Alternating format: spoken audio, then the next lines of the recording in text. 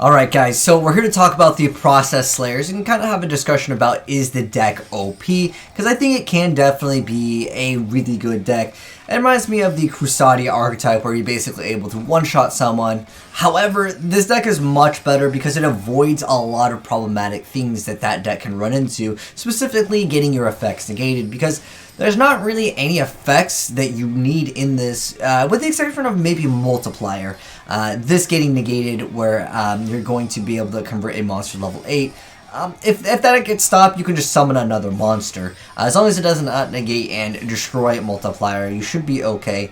But for the most part, this deck plays around a lot of stuff because all you need to do is basically just make one card, which is of course the final Sigma. And you basically just win the game, and I understand a lot of people are complaining about this deck right now, saying that it's super OP, it needs to be nerfed. I mean, well, we're probably not going to get a nerf on it anytime soon here, but I mean, the guy throws out a Dark Fluid with multiple negates, but even though it gets kind of negated here via just, of course, just throwing Kaiju, he didn't really need the effects. All he needs to do is summon Final Sigma, and he can't really do anything because this does not negate and destroy, and he had an extra monster up on board. And a lot of times with this deck, if you stop them mid-combo, they're just going to go ahead and special summon like another card because their cards are really easy. It's just, okay, target a face-up monster field, special summon, and then like they have this effect where you get to, whether you're subtracting attack or adding attack, it doesn't really matter. But the problem I think the deck might have is going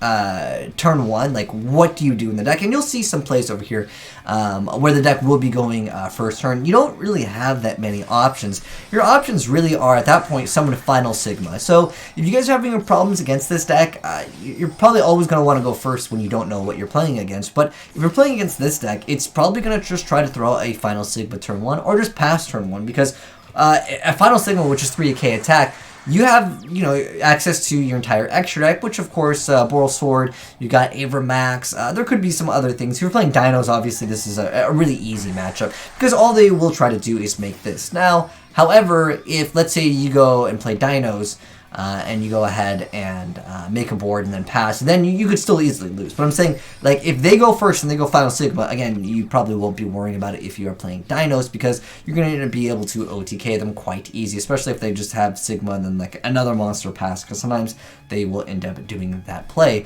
But basically, I mean, what are Sky Strikers supposed to do against this, like, where it's immune to all the card effects, when it's 3,000 attack? Going into the extra deck with Sky Strikers is not that easy, and you'd have to fill up so many things in the graveyard to actually get your monsters to have enough attack to even deal with it. And especially when you mix in the Kaijus, because obviously Salamander, very popular deck, but you literally Kaiju their Link monster and that shuts off Rage, Roar, and what do they do? And again, like, what do you Valor in the deck, right? You can't really Valor anything. There's not really too much of Ash Blossoming going on with the main monsters. Obviously, with some of the cards that are Searchers, yeah, of course you could stop that, and you could stop this maybe, but their monsters are basically immune to, like, everything. Like, you negate their monsters' effects, it doesn't really matter, because this is the card that they care about, and then they're just going to go ahead and have, like, some type of graveyard effect, because if you negate their special summoning and reduce the attack, a lot of times that doesn't matter. They'll just laugh at you here. The Summon Great player makes some questionable plays, by the way. Not that it really matters, because I mean, I guess with, of course, Rage or Roar, again, you could stop maybe Sign Up Mining with Rage. This guy didn't actually didn't even look at his build over here. But I mean, I guess with Rage, if you happen to have one, he ends up going for a Violet Chimera. I think he was like, oh, I'll just go ahead and make it gain a lot of attack. I don't know what his thought process was, but like you said, if he was to stop like one of the cards, he even had Valor over there. It doesn't matter because you can't stop, of course, Final Sigma. You could stop Magma, but in this case, the guy didn't really have anything. He made Magma. It doesn't really matter. It's like the same thing anyways. He's just going to get OTK'd, and I think he might have made this just because he thought it had like more attack. Again, questionable plays, but I feel like the whole point of this video is showing how powerful the Processlayers can be, but again, turn 1, I don't think that there's that many options for this deck, outside of, again, Final Sigma. And if your deck can deal with the Final Sigma, you basically win. If you can't, well, I guess you lose. And some decks, it takes multiple turns to go ahead and make some of the E-cards to actually deal with this. But it's just a 3,000 attacker, and there are other ways, even in like Orcus variants, you can Nightmare to boost up the attack. So there are ways to get around it. You just gotta kind of think. Sometimes I understand there are no options. Some of these, actually, one of these plays is kind of funny. Up against the gimmick puppets. I like the gimmick puppets. I think they're pretty cool. But look what he did. He just passed turn one because, like, at this point, I mean, he's just got the option for multiplier over here. And sometimes you need that extra face-up monster on the field. I guess he could have just went for that play and then made Sigma over there, which is doubling it up. But then in this case, we didn't actually have a tuner. So you got to have some type of synergy with obviously needing the tuner to make that. I guess you might be able to go and exceed if you had another one. But he's just going to go ahead and take some small damage. All you really need, he just needed that one extra card. He's going to go ahead and give him that. Now he has the tuner. He's going to go ahead and special that. And then he's going to go ahead and actually get Ass Blossom over here. So that's kind of unfortunate. But he's able to kind of attack. And he's going to go ahead and put the multiplier into the graveyard over here. And now he's going to go ahead and machine Zoop. So he's going to go ahead and summon 3 copies of the Yugioh. Once again, going into the Chimera, and he's going to go ahead and get Shrink. So I was like, dude, this gimmick puppet player's coming back. He's going to go ahead and attack. But this still is actually very good. It gives your, ability to kind of do something turn one. And then now he's kind of set up, obviously, for later down the line deck thinning as well. And obviously, we're able to, once the card goes to the graveyard. Now, even if you get the effects negated, does it really matter? Not really. I feel like most of the time, all you really need to do is just pump the card up, and Final Signum is going to be able to attack twice. He even gets the rank up. It's just, I think that this deck can just absolutely destroy some smaller decks. Like, there are a lot of decks, like, it almost reminded me of Chaos Max, because it's like the double piercing, although it doesn't even need to do piercing damage here. There will be times where you'll just be able to instantly win against certain decks, and that's normal. I mean, I feel like a lot of times Chaos Max, when it first came out, I think a lot of people were like, dude, this card's so OP. And I think that's almost the same thing with Final Sigma. But if you look at, like, what Orcus can do turn one, and this deck doesn't really want to go first, I would say. Most of the time, like, again, it's Final Sigma Pass is a terrible play, you know? And when you look at, like, if you're playing any Orcus variant, you have Babble to stop you. You could Crescendo one of the cards, but again, if they have a follow-up, it could be pretty bad. So just wait until they go for the double monsters, and then just go ahead, Babble, and then you have your Din Girsu, and then on top of that, you'll have your Rusty Bard, and then that's destroy 2 monsters. So technically, send one, and then the other one destroys. Right? So try to do that, and I liked this play over here because he actually had Inferno Tempest, but it didn't matter because, well, like, you're going to get one-shotted. So I understand the frustration of getting one-shotted when they tribute your like, let's say, again, you're playing Salamangreat, they tribute your one card, your Link monster that turns off your Rage and Roar. That's just part of the deck. I mean, a lot of times, once you lose that monster, like, if you get Kaiju, like, you generally don't have too much of a follow-up play. And that's just Yu-Gi-Oh! That's just how the way that the game is played. And so you got to run other things to maybe try to stop them. But again, that's what makes this deck so good and why I think a lot of people are saying it's OP. Because, like, what do you stop in this deck? If you stop, again, halfway in their combo, sometimes, since most of the cards, you can just special summon them as long as there's, like, a monster to reduce or boost up attack.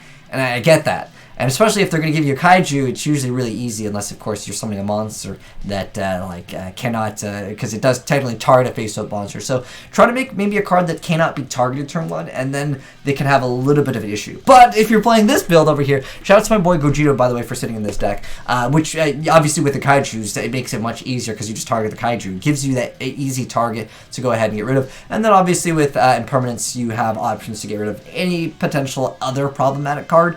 But again, this deck is really strong, and I think that it has a high chance to become a very decent deck. Depending on if we get any more support for the Processlayers, heck, I've seen people just splash this in the other Cybers build. Heck, we saw one of the guys make Dark Fluid. But again, if he was to summon Dark Fluid, and Dark Fluid doesn't negate and destroy, it just negates, right? So you would just change the attack of Dark Fluid. Dark Fluid probably would attempt to stop it, right? Even though it technically would have more attack. I don't know. It would depend on it, but it got tributed for a Kaiju anyways. But, like, while he's going for these effects, it doesn't really matter, because then you just summon this card, and then you just one-shot the other thing. Like, whatever monster, it was some other Link monster that was on board. But, again, it's just easy. But anyways, if you guys do want to run the deck profile, here it is. Again, thanks to Gogeta from his build over here. And I think it's good. So I think the deck is pretty strong. When I say it's OP, yes, against certain matchups. Like, again, if you're playing Sky Strikers, this is not an easy card to deal with turn 1. If there's nothing else for you to go link into, and obviously you're not going to have that many spells in the very beginning, it could be a definite threat. But if they let you go first, I think Crescendo or Babel, the basic Orcus combo should be able to disrupt this, unless they open up absolutely amazing. I think even, like I said, Reborn would be a decent card to follow up your plays with, because you could, again, just go in. You can kind of maybe use it as a stepping stone. Because look at this, Magma is a tuner. Like, that's ridiculous, too. So you have more extensions with Reborn. Obviously, Reborn, I think Reborn should be in here. Anyways, we have 3 copies of the Sea Turtle, 3 copies of the Sticky String Kaiju, and pretty much just maxing out 3 copies of everything. It's just like, you need another monster? Bam, dude, you got another one. Sigma, you got another one. What's cool with this is Division. It divides over here. So, and then you can half the attack, so it's like, again, dividing. And then Sigma has the effect where if the other one is used as material, you can treat it as a non-tuner, so it adds a lot more consistency to the deck. And then Nabla over here makes it so it can attack twice, which is pretty cool. And then Adion, well, I guess this card was the only one, this one lets you special summon a Processlayers monster from your deck. So I guess this card is like the only card that maybe can get hand trapped. And then of course we have Adion, so it's going to go ahead and gain 1,000 extra attack. And then we have 3 copies of the Subtra, which is going to subtract. So you have add 1,000. And again, these effects can get stopped and it doesn't matter. That's again what makes the deck so good. Now this is the card that you're trying to stop. Okay, again, because I'm trying to make this video kind of as a response to people that are saying it's OP. This is usually the card that you want to stop the effect of, and that can hurt them. They will be forced to basically go into Magma. You might still lose though, just as a heads up. And that's why, again, the deck is very strong. But this is usually the card that you would like to stop. And then, of course, we have 2 copies of Desires, because like, I mean, this is like an OTK deck. And then 3 copies of Mining, because well, you search out for whatever card you need. I'd even say you could throw in some Magical Mallets in here, because you really want to see that Kaiju. You really want to see pretty much just Multiplier helps out, so it's like a more 2-card combo than a 3. And this is a card that you're going to use your usual normal summon on. And then, of course, we have 3 copies of the Kaiju Slumber, and then we have 1 copy of the Formula. So this lets you basically get back one of them. Again, I think you should run Reborn and this. I think both are very viable, just because, again, it gives you that extra extension if they were to stop something, which, again, they usually won't stop. It just gives you, again, that extra push. This is, I almost want to say this is a win harder card, but it does technically let you OTK quite easy. And then, of course, we have 3 copies of Impermanence. So you basically let your opponent do whatever you want. That's why we have no hand traps. Let them go for whatever you want, because I'm just going to go ahead and finish you off, because I'm just going to reduce your attack and have a bunch of attack and do double battle damage to you. But anyways, for the extra deck, it's just double Sigma, double Magma, double card. We didn't even really use Lap over here. I mean, it's kind of like a mini Trishula here. And then we have the Topologic, and then we got the Raster, Liger, Trisbania, the Talker, Update, Jammer, Security Dragon, Underclock. This is probably, maybe he was considering, I mean, technically, it is a 4-lore Cyberse monster, but I was thinking maybe there was a Ghost in here before, and then we have Link to Silence. I mean, pretty much all you really need is these 2. This card can maybe come up occasionally, but most of the time it's just going to be these anyways.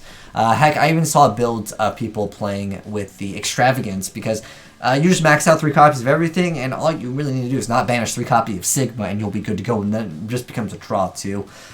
But the deck is really strong, and in fact, if you wanted to, you can maybe make a different build of this deck, just using some other engine. I mean, this card technically is a dark, and then you can throw in some dark, what's it, I forgot the name of it. I used to play it because it was Ryan, and you could maybe run, if you wanted to, max out more level 8 Kaijus. You can think of maybe trade in, like just 1 trade in randomly here.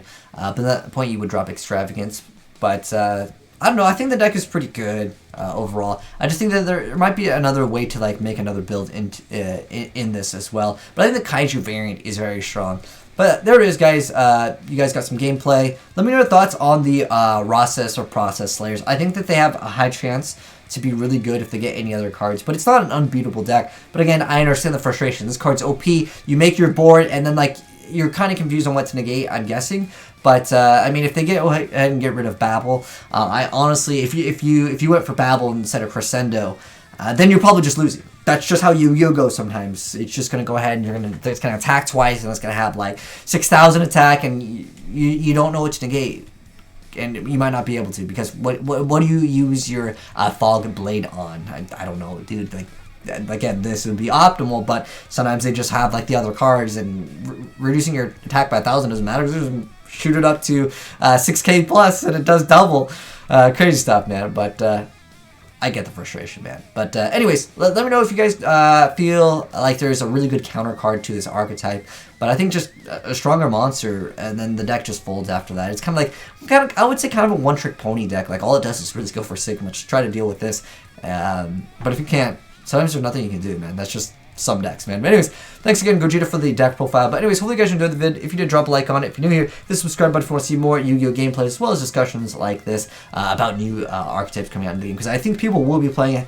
Definitely depends on how expensive the deck is, but we'll see. But anyways, thanks for watching. If you guys got any cool replays of any of the newer stuff, feel free to send it in. I don't think we've seen any of the Performapal ones, but I don't know if it's going to be good enough. But anyways, thanks for watching. Peace.